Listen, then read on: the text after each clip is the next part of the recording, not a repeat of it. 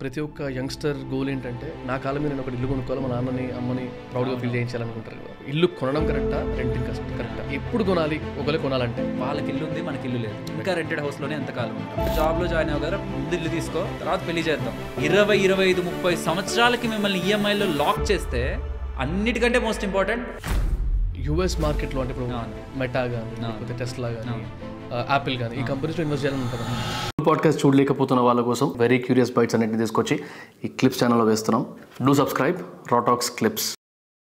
ప్రతి ఒక్క youngster goal ఏంటంటే సొంత ఇల్లు కొనుక్కోవాలి, ఒకవేళ లేకపోతే ఉన్నా కూడా అరే నా కాలం మీద నేను ఒక ఇల్లు కొనుక్కోవాలి, మా నాన్నని అమ్మని ప్రౌడ్గా ఫీల్ చేయించాలనుకుంటారు కదా.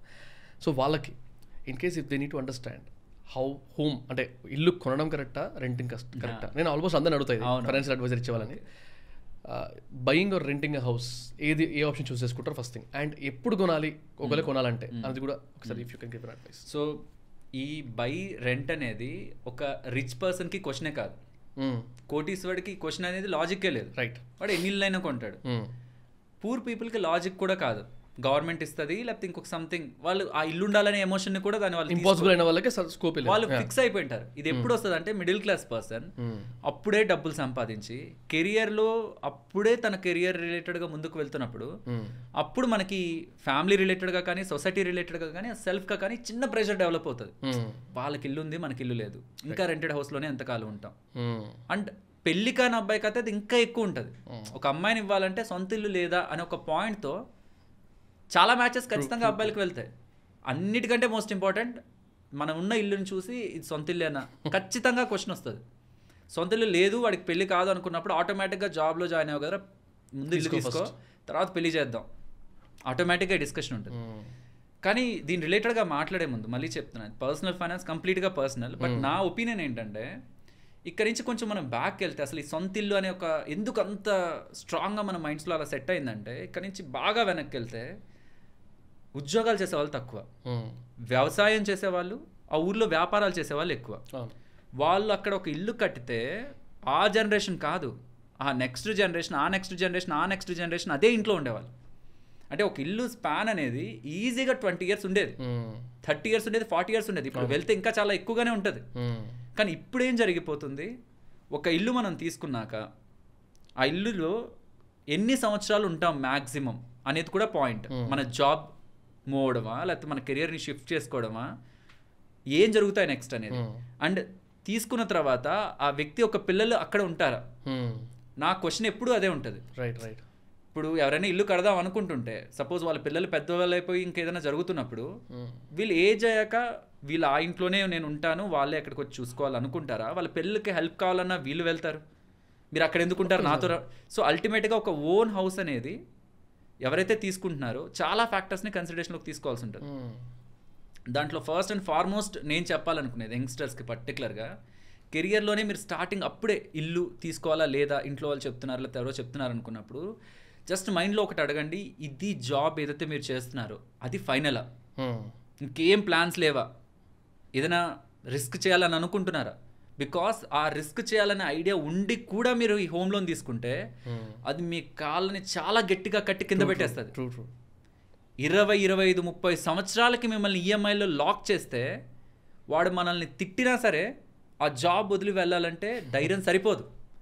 మనకి క్యాపబిలిటీ ఉంది బట్ ఇక్కడ కాదు వేరే దగ్గర ట్రై చేయాలి అన్నా సరే, ఇక్కడ ఇల్లు కొన్నాం కదా, ఇంత పెట్టి ఇల్లు కొని ఆ ఊర్లోకి వెళ్తే ఆపర్చునిటీ ఉందంటే నేను వెళ్తే మళ్ళీ లాజిక్ ఏంటి? సో మస్ట్ అండ్ షుడ్గా కెరియర్లో కొంచెం సెటిల్ అయ్యాను, నాకు క్లారిటీ ఉంది, ఇదే నాది, ఈ ఊరే, కనీసం ఒక 10 years ఉంటాను, నా శాలరీ కొంచెం పెరిగింది, ఇనిషియల్గానే హోమ్ లోన్ తీసేసుకుంటే ఏమైపోతుందంటే, చాలామంది చేసే తప్పు ఏంటంటే 1 crore తీసుకోవాలనుకుంటే హోమ్ లోన్, దానికి డౌన్ పేమెంట్ కూడా లేకుండా బయట నుంచి ఎక్కడి నుంచైనా తెలిసిన వాళ్ళ దగ్గర నుంచి అప్పులు తెచ్చి మళ్ళీ వాళ్ళకి విడిగా అప్పులు కడుతూ వడ్డీలు కడుతూ ఈ హోమ్ లోన్ తీసుకొని వస్తున్న శాలరీలో 50%, 60% దానికే పెట్టేస్తూ వాడికి బయట వాడికి అప్పులు కడుతూ వీళ్ళకి పెడుతూ, అది ఎంత పెద్ద ఇంద్రభవనమైనా మనకి కడుపు నిండాలి కదా, సుఖంగా నిద్రపోవాలి కదా. సో ఇల్లు తీసుకోవడం తప్పు కాదు. ఇప్పుడు నా దగ్గర మంచిగా డబ్బులు ఉంది, డెఫినెట్లీ ఇల్లు తీసుకుంటాను. నా మొత్తం ఫైనాన్షియల్ నీడ్స్ అన్నీ నాకు సాటిస్ఫై అయిపోయాయి, తీసుకుంటాను, తప్పే ఉంది. ఇప్పుడు నేను అది కూడా తీసుకోను, ఆ డబ్బులు కూడా ఇన్వెస్ట్ చేస్తాను, దాన్ని మల్టిప్లై చేస్తాను, దాన్ని 100 crores లాజిక్ లేదు. ఎంత చేసినా నాకు ఏది ఆనందం వస్తుందో అదే చేస్తాను. ఫైనాన్షియల్గా కొంతమంది అసలు ఇల్లే వద్దు, దాన్ని SIP చేయండి మీకు క్రోర్స్ వస్తాయి, దాంతో ఏదో చేయొచ్చు అంటారు. బట్ మీకు నిజంగా అన్ని నీడ్స్ సాటిస్ఫై అయిపోయాయి, కొంచెం ఎక్సెసివ్గా శాలరీ వస్తుంది, మీకు తెలుస్తుంది ఆ కంఫర్ట్, లార్జ్ అయింది మీ స్పేస్, లార్జ్ అయింది ఫైనాన్షియల్గానే అర్థమవుతుంది. అప్పుడు మీ మొత్తం శాలరీలో మినిమం 30% కంటే తక్కువ ఉందనుకోండి, మీరు కట్టాలనుకుంటున్న ఈఎంఐ, హోమ్ ఈఎంఐ, మీకు అప్పటికి ఇల్లు తీసుకోవాలనే థాట్ ఉండి 10 years మినిమం ఉంటా అనుకుంటే ఖచ్చితంగా తీసుకోవచ్చు. బికాస్ ప్రతిదాన్ని మనం ఫైనాన్షియల్గానే చూడలేము. అది ఇంట్లో ఉన్న వాళ్ళకి, పేరెంట్స్కి, వాళ్ళకి వీళ్ళకి ఆనందం ఇస్తుందంటే మీకు మళ్ళీ ఫైనాన్షియల్గా డిస్టర్బ్ చేయకుండా ముందుకు వెళ్ళచ్చు. అలా కావట్లేదంటే మాత్రం ఒకవేళ ఇంట్లో వాళ్ళు చెప్తున్నా వాళ్ళకి అర్థమయ్యేలా చెప్పి, నేను కెరియర్లో ఇలా చేయాలనుకుంటున్నాను, ఇప్పుడు తీసుకున్నా నేను ఇక్కడ ఉండనేమో, రిస్క్ తీసుకుంటున్నట్లు అవుతుంది, ఇలా నేను చేద్దాం అనుకుంటున్నాను, నేను ప్రాపర్గా వాళ్ళకి అర్థమయ్యేలా చెప్పి, మనం ఎంత టైం ఉంటామో కొంచెం వాళ్ళని కూడా కూర్చోపెట్టి కొంచెం వాళ్ళకి చెప్తే వాళ్ళకి కొంచెం అర్థం అవుతుంది.